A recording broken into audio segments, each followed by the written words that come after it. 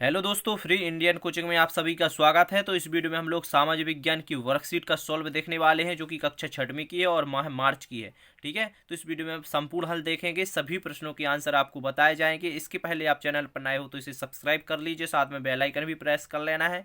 ठीक है, और यहाँ पर आई टैब में वीडियो शो हो रहा होगा, तो यहाँ से आप कक्षा 6वीं के सभी वर्कशीट देख सकते हो। यदि आप विज्ञान, हिंदी, सामाजिक विज्ञान की देखना चाहते हो तो आप देख सकते हो। ठीक है, तो इस वीडियो में हम लोग सामाजिक विज्ञान की वर्कशीट का पूरा सॉल्व देखेंगे। प्रश्न क्रमांक 1 से स्टार्ट करते हैं, तो अपनी वर्कशीट को जल्दी से निकाल लीजिए और सभी प्रश्नों के आंसर जल्दी से नोट करते जाइए। ठीक है, तो प्रश्न क्रमांक 1 से स्टार्ट करेंगे। तो प्रश्न क्रमांक 1 में दिया है निम्नलिखित प्रश्नों के उत्तर दीजिए, जिसमें से आ नंबर का आपका क्वेश्चन है निम्नलिखित प्रश्नों के उत्तर दीजिए। तो यहाँ पर आपको सही जोड़ी दी गई है, तो अपनी वर्कशीट में सभी सही जोड़ी को मिला लीजिए। स्तूप का होगा टीला और शिखर का होगा गर्भगृह के ऊपर लंबाई में निर्माण, और मंडप का होगा स्तूप के चारों तरफ वृत्ताकार पथ, और गर्भगृह का होगा देवी देवता की मूर्ति स्थापित करने की जगह। तो यहाँ पर आपको आमने सामने जो लिखे हैं यहाँ पर परफेक्ट आंसर दिए गए हैं, तो आप अपनी सही जोड़ी इस प्रकार मिलाना है। तो जल्दी से इसको नोट कर लीजिए।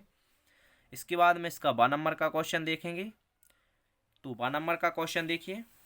12 नंबर का क्वेश्चन दिया गया है, कागज के अधिक से अधिक उपयोग वाले कार्यों की सूची बनाइए। इसे कैसे कम किया जा सकता है, अपने सुझाव लिखना है यहाँ पर। तो कागज का सर्वाधिक उपयोग समाचार पत्र बनाने में, कॉपियाँ, पुस्तकें और नोट बनाने में आदि में होता है, और इसके अलावा सभी जगह कागज का सर्वाधिक उपयोग किया जाता है। इसे कम करने के लिए हमें कागज की रिसाइकलिंग की प्रक्रिया अपनाना चाहिए। ठीक है, तो इसका आप स्क्रीनशॉट भी ले सकते हो और अपनी वर्कशीट में इस क्वेश्चन का आंसर जल्दी से नोट कर सकते हो। इसके बाद बढ़ते हैं आगे। प्रश्न क्रमांक 1 का सा नंबर का देखेंगे। तो ये रहा सा नंबर का क्वेश्चन, चीनी तीर्थयात्री भारत क्यों आए, किन्हीं 2 चीनी यात्रियों के नाम बताइए, जहां वे गए थे उन स्थानों के नाम भी लिखना है। तो यहाँ पर लिखिए, चीनी यात्री भारत में बुद्ध के जीवन से जुड़ी जगहों और प्रसिद्ध मठों को देखने के लिए आए थे। चीनी यात्री में हेनसांग तथा फायान प्रमुख थे। तो इसका आंसर जल्दी से आप अपनी वर्कशीट में नोट कर लीजिए। इसके बाद देखेंगे प्रश्न क्रमांक 2। तो देखिए, प्रश्न क्रमांक 2 में दिया गया है निम्नलिखित प्रश्नों के उत्तर दीजिए, जिसमें से है आ नंबर का स्वच्छ भारत मिशन कार्यक्रम क्या है, अधिक प्रभावी हेतु सुझाव लिखिए। तो यहाँ पर इसका आंसर होगा, स्वच्छ भारत अभियान भारत सरकार द्वारा आरंभ किया गया राष्ट्रीय स्तर का अभियान है, जिसका उद्देश्य गलियों, सड़कों तथा अधोसंरचना को साफ सुथरा करना और कूड़ा साफ करना।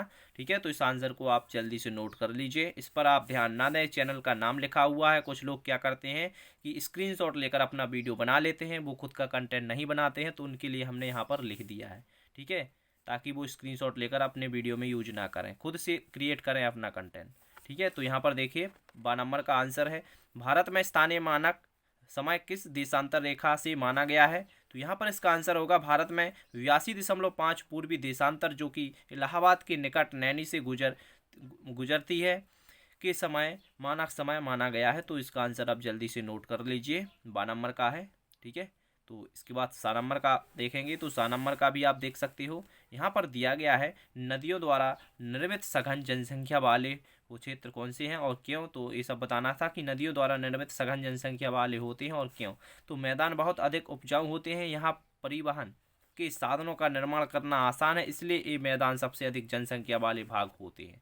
ठीक है, तो इस प्रकार ये आपका सा नंबर का भी कंप्लीट हुआ।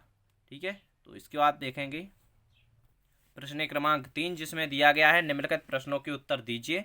तो यहाँ पर आ नंबर का इसका होगा, ग्राम सभा व ग्राम पंचायत में अंतर लिखिए। इस क्वेश्चन का आंसर आप अच्छे से लिख लीजिए कि ग्राम सभा का अर्थ एक गांव के सभी लोगों की एक सामान्य सभा से है। 18 वर्ष की आयु प्राप्त कर चुके हों, उनका नाम मतदाता सूची में दर्ज किया गया हो। ग्राम सभा की कार्यकारी समिति को ग्राम पंचायत के रूप में जाना जाता है, जिन्हें सभा द्वारा चुने गए प्रतिनिधि होते हैं। तो इसका आंसर ये रहा। तो आप क्या करिए, जल्दी से अपनी वर्कशीट में नोट कर लीजिए। ठीक है, इसके बाद इसका 12 नंबर का क्वेश्चन का आंसर देखेंगे। तो 12 नंबर का क्वेश्चन दिया गया है कि ग्राम पंचायत की बैठकों में किन किन विषयों पर बातचीत होती है, अपने आसपास के वरिष्ठ जनों से चर्चा कीजिए। तो इसका आंसर होगा कि ग्राम पंचायत में विकास कार्य की जिम्मेदारी प्रधान और पंचों की होती है। ग्राम पंचायत के 1/3 सदस्य किसी भी समय हस्ताक्षर करके लिखित रूप से यदि किसी भी समय बैठक बुलाने की मांग करते हैं, तो 15 दिनों के अंतर्गत, यानी कि 15 दिनों के अंदर ग्राम प्रधान को बैठक आयोजित करनी होगी। ठीक है, तो इसका आंसर आप जल्दी से नोट कर लीजिए। इसके बाद थे ग्राम पंचायत के कार्य। तो ग्राम पंचायत के कार्य आप अब आपको खुद पता होंगे कि क्या क्या होते हैं, लेकिन यहाँ पर दिए गए हैं तो इनको जल्दी से नोट कर लीजिए कि कृषि संबंधी कार्य में होता है ग्राम पंचायत, ठीक है, और ग्राम विकास संबंधी कार्य में पशुधन ग्राम विकास संबंधी आदि में, ठीक है। तो इस प्रकार इसका आंसर होगा, तो आप इसको भी नोट कर सकते हैं जल्दी से। इसके बाद 7 नंबर का देखेंगे जो कि प्रश्न क्रमांक 3 का है।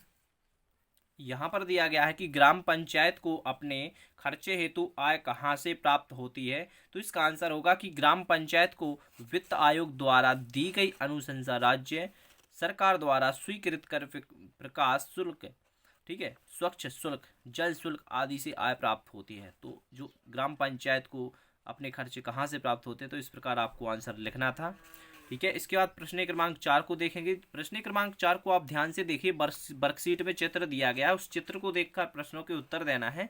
तो यहाँ पर 8 नंबर का क्वेश्चन है कि ऊपर दिया गया चित्र किस स्थल का है, पहचान कर लिखिए। तो उस चित्र को आप ध्यान से देखिए, तो उसका आंसर होगा कि ऊपर दिया गया चित्र सांची, भारत के मध्य प्रदेश के रायसेन जिले में स्थित है। सांची का चित्र दिया हुआ गया है।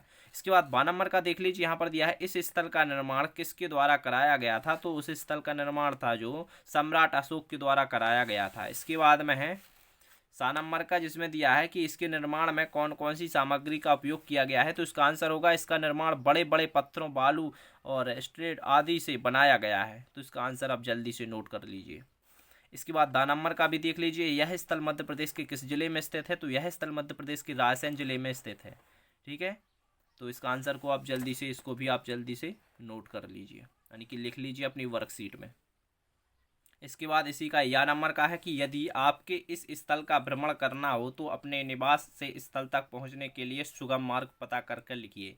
यानी कि आपको क्या करना है, जो सांची का स्तूप दिया गया था इस चित्र में, तो उस चित्र को देखकर आपको बताना है कि अपने घर से, यानी कि अपने जहां आप रह रहे हो वहां से, मतलब उस चित्र में जो सांची का दिया गया है वहाँ तक की आपको दूरी, यानी कि सुगम मार्ग पता करके लिखना है, ठीक है। तो ये अपने मन से करना है। क्यों करना है, क्योंकि आपका घर हमें थोड़ी पता है कि कहाँ पर है, तो वहाँ से आपको सांची का लिखना है। लेकिन हिंट के लिए देखिए, यदि हम इस स्थल का भ्रमण करना हो तो हमें निवास स्थल से यहाँ तक पहुँचने में सबसे सुगम मार्ग बस द्वारा है, ठीक है। किसी को ट्रेन द्वारा होगा, किसी को कार के द्वारा होगा, ठीक है, किसी को हेलीकॉप्टर हवाई जहाज़ के द्वारा होगा। तो अपने मन से इसको कर लीजिए, ठीक है। और कॉमन है यहाँ पर बस ट्रेन आप आराम से लिख सकते हो, लगभग सभी के पास सुविधा होती है बस ट्रेन से जाने की।